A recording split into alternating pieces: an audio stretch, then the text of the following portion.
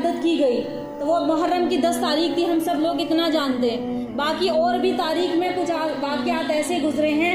یہ محرم کی 10 تاریخ جو آتی ہے، چاند کی 10 تاریخ، مطلب بڑے بڑے انبیاؤں کی دعا قبول فرمائی، نجات کا راستہ دکھایا، قوم کو نجات دلائی۔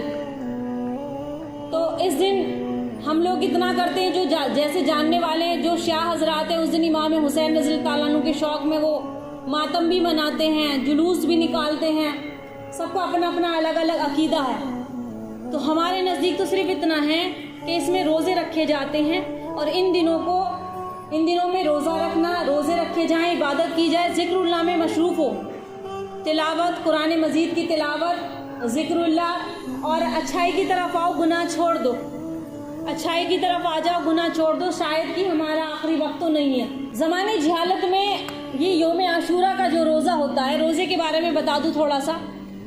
یوم عاشورہ کا روزہ رکھنا فرض ہوتا تھا۔ قریش بھی، مکہ کے سردار بھی، قریش مکہ اس کا روزہ رکھا کرتے، یوم عاشورہ کا روزہ۔ تو لیکن جب رمضان مبارک کا روزہ فرض ہوا، رمضان کی فرضیت آ گئی، تو یہ روزہ منسوخ کر دیا گیا۔ اس کے بعد اس روزے کے بارے میں کہا کہ جو روزہ رکھے تو ثواب ہے، نہ رکھے تو اس پر کوئی ملامت اور گناہ نہیں ہے، رکھے تو بہتر ہے کہ محرم کا ایک روزہ ایک سال کے اگلے پچھلے تمام گناہوں کو مٹا دیتا ہے، ایک سال کے آئندہ گناہ ایک سال کے پچھلے گناہوں کا کفارہ بن جاتا ہے۔ اللہ کے نبی علیہ الصلوۃ والسلام نے ارشاد فرمایا کہ رمضان کے روزے کے بعد سب سے زیادہ فضیلت والا جو روزہ ہے وہ محرم کے مہینے کا روزہ ہے، 9ویں تاریخ کا روزہ یا 10ویں تاریخ کا روزہ۔ حضرت عائشہ صدیقہ رضی اللہ تعالی عنہ فرماتی ہے کہ زمانے جہالت میں قریش مکہ روزہ رکھا کرتے تھے، تو فرماتے ہیں کہ جب آپ صلی اللہ علیہ وسلم مدینہ منور آئے تو آپ نے یہ روزہ رکھا، لوگوں کو بھی روزہ رکھنے کا حکم دیا کہ آپ بھی رکھو، لیکن بعد میں جب روزے کی فرضیت ہو گئی تو اس کو منسوخ کر دیا گیا، پھر یہ روزہ رکھنا مستحب ہو گیا، آپ رکھیں تو ثواب، نہ رکھیں تو گناہ نہیں ہے۔ لیکن جس سال آپ کا آخری سال تھا تو اس وقت نبی علیہ الصلوۃ والسلام کی جب حیات طیبہ کا آخری سال تھا، اس وقت آپ نے یہ اعلان فرمایا، لوگوں میں یہ فرمایا، یہ بات بتائی کہ یہود بھی اس دن کا روزہ رکھتے ہیں، یہودی جو ہوتے ہیں وہ بھی اس دن کا روزہ رکھتے ہیں۔ کون سا؟ یوم عاشورہ کے دن کا روزہ، محرم کی 10 تاریخ کا روزہ۔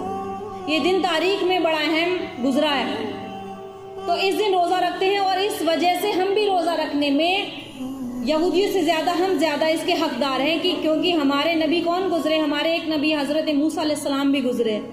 بنی اسرائیل کو فرعون کے ظلم اور ستم سے اللہ تعالیٰ نے آزادی دلائی تھی، وہ کون سا دن تھا؟ وہ یوم عاشورہ کا دن تھا، جس کی وجہ سے یہودی اس دن روزہ رکھا کرتے ہیں، آج بھی رکھتے ہیں، اب بھی رکھتے ہیں۔ وہ ان کی اتباع میں پوری قوم اس دن کا روزہ رکھتی ہے۔ آپ صلی اللہ علیہ وسلم نے فرمایا موسیٰ علیہ السلام کی سنت کی پیروی کرنے کے ہم زیادہ حقدار ہیں، اور فرمایا اگر میں آئندہ سال زندہ رہا تو میں حکم دوں گا کہ تم 9ویں تاریخ کا بھی روزہ رکھو۔ پہلے ایک دن کا روزہ تھا، صرف 10 یوم عاشورہ کا 10 دن کا، عاشورہ مانے 10، یعنی کہ 10ویں تاریخ کا روزہ۔ تو میں حکم دیتا ہوں کہ آئندہ سال اگر میں زندہ رہا تو پھر میں 9ویں تاریخ کا بھی حکم دیتا ہوں کہ یہ روزہ بھی رکھنا۔ اس کی وجہ کیا تھی؟ یعنی کہ پہلے ایک روزہ رکھا جاتا تھا، پھر آپ نے حکم دے دیا کہ آپ 2 روزے رکھیں۔ اس سے یہود کی مخالفت ہوگی، یہاں تک کہ دیکھو عبادت کرنے میں بھی ہمیں منع فرمایا گیا کہ دوسرے مذہب کے اکارڈنگ تم عبادت بھی مت کرو، لباس، کھانا پینا تو بہت دور کی بات گئی، جبکہ وہ اپنی نیتوں پر رکھتے ہیں اور مسلمان اپنی نیتوں پر رکھتے ہیں کہ ہم روزہ رکھتے ہیں تو ہم کیا پڑھتے ہیں؟ جو بھی دعا ہے وہ پڑھ لیتے ہیں کہ آج ہم نے روزہ رکھا اللہ کے نام پر، تو ہم نے جو نیت تو اللہ کی رضا کے لیے کر لی نا، اس میں تو ادھر سے یہودی نصارہ کا تو ہمیں مطلب نہیں ہے۔ لیکن پھر بھی ہمیں حکم دیا گیا تاکیدگی کے ساتھ کہ وہ ایک روزہ رکھتے ہیں، ہم بھی اگر ایک روزہ رکھیں تو ان کی مشابہت ہوگی یہودیوں کی، لیکن تم لوگ 2 روزے رکھو، یعنی کہ 9ویں تاریخ کا بھی روزہ ملا لو۔ علماء فرماتے ہیں اگر 9ویں 10ویں کا نہ رکھ سکیں تو 10 اور 11 کا روزہ رکھیں، یعنی کہ 2 روزے رکھیں۔ تو دیکھو عبادت میں بھی مشابہت اختیار کرنے کو منع فرمایا گیا۔ اس زمانے میں اللہ کے نبی کے دور میں جو کفار تھے یا مشرکین تھے، یہودی تھے، وہ داڑھی کٹایا کرتے تھے، مونچھیں بڑھاتے تھے۔ اللہ کے نبی نے فرمایا ہماری امت کی کوئی ایک الگ شان ہونی چاہیے، ایک الگ امتیاز ہونی چاہیے، امت مسلم الگ دکھائی دینی چاہیے، میرے صحابہ الگ دکھائی دینے چاہیے۔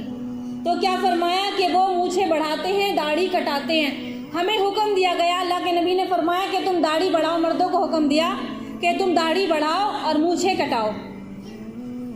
तो यानी कि उनसे मुसावियत अपने लिबास में, अपने रहन सहन में, अपने खान पीन में, अपने देखने में, सीरत में बिल्कुल अलग होनी चाहिए कि मुसलमान अलग से पहचान होनी चाहिए। और धीरे धीरे आज हम लोग दीन को ना जानने की वजह से अपनी पहचान खोते चले जा रहे हैं। धीरे धीरे हमारी पहचान मिट रही है। जितना हम जानते हैं, हमारी आने वाली नस्लें थोड़ा बहुत जानते हैं तो वो शायद इनसे कम जानेगी। अगर सही लाइन पे लगा दिया तो शायद जान जाए, नहीं तो हालात सही नहीं है उम्मत के, हमारे कौम के। तो इस वजह से रोज़ा बताया गया है कि फिर तुम 2 रोज़े रखो। हज़रत अली रज़ी अल्लाह ताला अन्हु से एक शख्स ने मुलाकात की, पूछा, रोज़े के बारे में भी सवाल किया कि आप रमज़ान के, हज़रत अली रज़ी अल्लाह अन्हु से पूछा कि आप रमज़ान के रोज़े के बाद किस महीने के रोज़े रखने को सबसे ज़्यादा आप तरजीह देते हैं, कौन सा महीना सबसे ज़्यादा रोज़े रखने में अफजल होगा रमज़ान के बाद? तो हज़रत अली ने फरमाया कि मुझसे पहली बार किसी ने ऐसा सवाल किया जो अब तक नहीं किया, कि मैं खुद अल्लाह के नबी की मजलिस में शामिल था। एक शख्स ने अल्लाह के नबी के दरबार में आके पूछा था कि अल्लाह के हबीब, रमज़ान के रोज़े के बाद सबसे अच्छा रोज़ा महीनों में कौन सा होगा जिसका सवाब ज़्यादा है? तो अल्लाह के नबी ने फरमाया था वो कौन सा महीना है, वो यानी कि योम आशूरा के रोज़े हैं, मुहर्रम के महीनों के रोज़े हैं। फरमाया कि अगर आप रमज़ान के बाद किसी महीने के रोज़े रखना चाहते हैं तो मुहर्रम के रोज़े रखें, क्योंकि वो अल्लाह का महीना है। वो किसका महीना है? वो अल्लाह का महीना है, शाहरुल्लाही, अल्लाह का महीना है वो। तो ये रोज़े के बारे में था। तो आपको रोज़े अगर हमें रखने हैं तो 9वीं तारीख और चांद की 10वीं तारीख का रोज़ा रखना है। रिवायतों में आता है, कोई सही हदीस से तो ये बात साबित नहीं है, लेकिन बाज़ कहते हैं कि इस दिन हज़रत आदम अलैहिस्सलाम की जो योम आशूरा का दिन है, उस दिन अल्लाह ताला ने बड़े बड़े दुआएं जो कबूल फरमाई। क्या हुआ उसमें? फरमाया कि योम आशूरा के दिन हज़रत आदम अलैहिस्सलाम की जब तौबा कबूल हुई थी, वो योम आशूरा का दिन था, मुहर्रम की 10 तारीख थी। हज़रत नूह अलैहिस्सलाम की कसी जूदी पहाड़ पर जब ठहरी थी, अल्लाह ताला के हुक्म से पानी से उस कौम को निजात मिली हज़रत नूह अलैहिस्सलाम की, तो वो जो दिन था वो भी योम आशूरा का दिन था, 10 तारीख थी। बनी इसराइल की कौम को, मूसा अलैहिस्सलाम की कौम को फ़िरौन के जालिम के जुल्म से जो निजात मिली थी, तो अल्लाह ताला ने जो उसको गर्क किया था फ़िरौन को, तो ये भी जो दिन था वो भी योम आशूरा की तारीख थी। हज़रत यूसुफ अलैहिस्सलाम की हज़रत यूसुफ अलैहिस्सलाम को जेल हो गई थी, 7 साल उन्होंने जेल में बिताए। तो जब उनकी रिहाई हुई थी तो ये भी जो दिन था योम आशूरा का दिन था, ये योम आशूरा की तारीख थी, मुहर्रम की 10 तारीख। और हज़रत याकूब अलैहिस्सलाम की बिनाई जब वापस लौटी थी तो वो भी योम आशूरा का दिन था। हज़रत इदरीस अलैहिस्सलाम के मकाम को अल्लाह ताला ने बुलंद फरमाया था, आसमानों पर उठाया था, ये भी योम आशूरा का दिन था। योम आशूरा यानी कि मुहर्रम की 10 तारीख थी। यूनुस अलैहिस्सलाम को अल्लाह ताला ने मछली के पेट में निजात दिलाई। मछली के पेट से जब बाहर आए थे यूनुस अलैहिस्सलाम, 40 दिन मछली के पेट में रहे, वो भी योम आशूरा का दिन था, यही तारीख थी।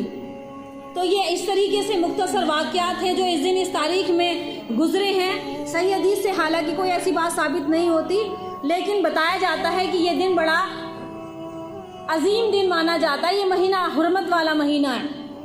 वाकई अल्लाह की मर्ज़ी है कि अल्लाह ताला को क्या चीज़ पसंद है, क्या नहीं पसंद है।